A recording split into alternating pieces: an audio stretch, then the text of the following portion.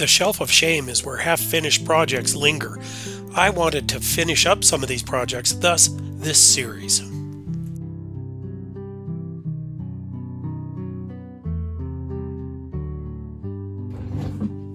Thanks for joining me.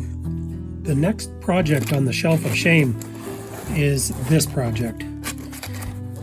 I can't even tell you when it was started.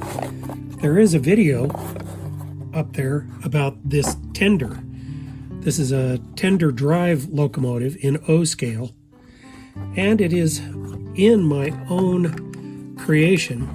It's a scale gauge called ON48.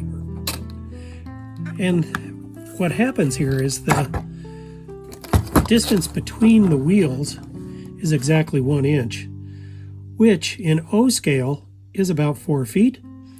And if you look at the proportion of ON30 to my ON48, it maintains the same proportion as prototypical standard gauge and 3-foot narrow gauge. And that was the origin of this, was to create a standard gauge that would look appropriate with ON30. So there's a video out there with this double micromotor doing some incredible slow speed crawls. So this is intended to be the power unit for this locomotive. The locomotive is here. I started with a Rivarossi 080 Indiana Harbor built switcher. After contemplating how to make it a powered unit, I ultimately decided on making it just a coaster unit, an unpowered gliding unit.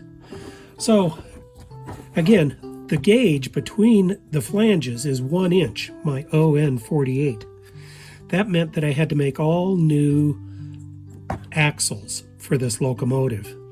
Now, this was done a long time ago, and it was done on an inexpensive lathe, and it runs out of true. I hope that I can get away with it in the future, but that's what it is. You can see that I've made some boiler supports, and I've taken the steam chest, the steam cylinders, from the Rivarossi 040 locomotive. So we're going to backdate this locomotive to a pre-1900 consolidation. The boiler is made from ABS tubing in a variety of diameters and some PVC tubing. The weight that originally came in the Rivarossi 080 Harbor Belt is buried inside the boiler, and now everything is pretty much sealed up. It's never coming out. I started work on the running boards, and on this locomotive, it's of an age where the ash box and the firebox would have dropped down between the frame rails. So you can see that here, and that's what it looks like from this side. But what it ended up doing is it made it extremely narrow, unprototypically so, but I'm hoping that nobody will notice. You can see that I have begun the process of putting in small brads as the boiler stays, and I still have this side to do. The next thing came in making a cab for the locomotive. I decided that I liked the old arched window style. So using the diameter of the boiler and some typical dimensions, I have started to rough out this cab.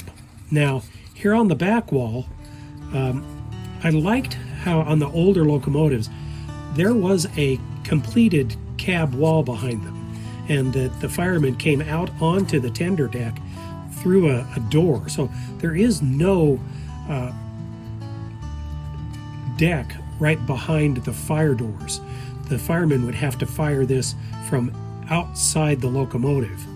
To make the tender drive that to make the locomotive cab fit the firebox, it ended up looking something like this.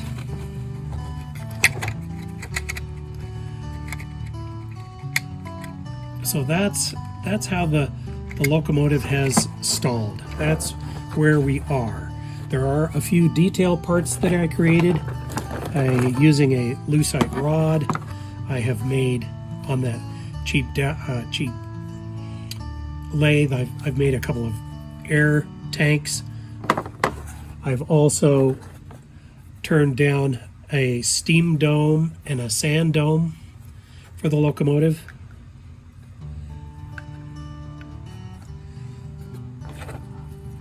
We've scavenged a couple of smoke box doors from the Casey Jones 440 American, or excuse me, the Casey Jones was a 460. There are a couple detail parts that I did find here. One of them is we've got an arc lamp consistent with before the turn of the century, and the lamp pedestal. I know that I have a smokestack somewhere around here, but I haven't found it. So here it is. This is the next project in the Shelf of Shame series. Thanks for joining me, and look forward to showing you more progress in the future.